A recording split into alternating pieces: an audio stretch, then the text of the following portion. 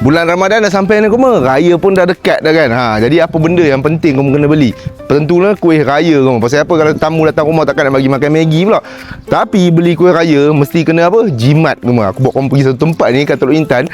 Kuih raya dia memang betul-betul murah, lagi satu pilihan banyak gila ni. Jom. Ni dia BSH enak. Ni dia kamu tengok. Masuk dalam suasana kedai ni, nombor satu cukup selesa koma. Lagi satu kat sini yang special dia apa tau? Lebih daripada 100 jenis pilihan biskut yang ada kat sini. Macam-macam mana kamu tengok. Macam-macam color, macam-macam tengok. Bentuk semua ada kat sini. Sini bukan sahaja kamu nombor satu pilihan banyak. Nombor dua kamu tengok ni harga dia 6 bekas 100 je kamu. Mana kamu nak cari? Sebekas jatuh lebih kurang RM16 je kamu. Macam-macam kamu boleh pilih kat sini. Jadi kualiti biskut kat sini kamu jangan risau sebab apa tau. Ni BSH enak punya biskut kacang ni, kalau saya pernah makan kamu tahu. Memang legend punya biskut, dah lebih daripada 50 tahun sejarah dia kamu. Jadi kuih raya sini pun semua memang keluaran daripada BSH enak ni kamu. Dan juga yang paling penting dia ada CJ halal, dia ada mesti buatan Malaysia kamu.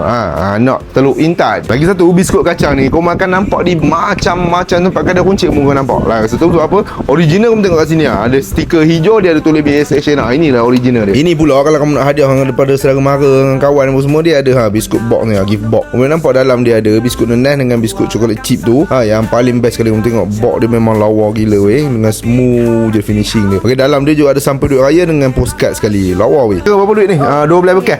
12 bekas lah.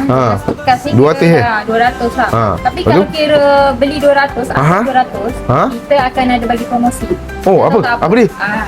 Ada promosi lagi weh. Ini dah murah dah ni, ada promosi. Kalau atas 200 kita akan bagi promosi. Inilah, so boleh pilih yang mana satu. Antara satu boleh pilih lah.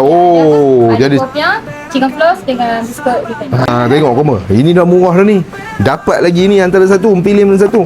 Wah, hati kamu weh. Okey dek, terima kasih dek. Balik dulu 12 bekas ada dapat percuma lagi koma. Nampak? Sini dia bukan sahaja biskut je tau. Bukan kedai biskut biasa-biasa koma. Ada tempat OOTD lagi lah. Macam contoh kat dinding tepi dia ni, dia ada satu kereta api yang tertonjoi koma, yang bagi tahu tentang sejarah Teluk Intan, yang pasal kereta api dengan gajah koma. Memang lawa tempat OOTD ni kamu tengok. Dengan dekor depan kedai dia pun nampak cantik. Jadi memang puas hati lah. Koma kalau siapa-siapa nak beli kuih raya boleh datang ke sini Teluk Intan koma. BSH enak kedai biskut ni koma. Kalau kamu tak jumpa juga boleh map je. Terus BSH enak terus sampai depan kedai dia ni. Borong banyak-banyak. Tetamu datang pun tak ada lah malu koma. Padu, Pak Ibu gila janda koma. Ciao.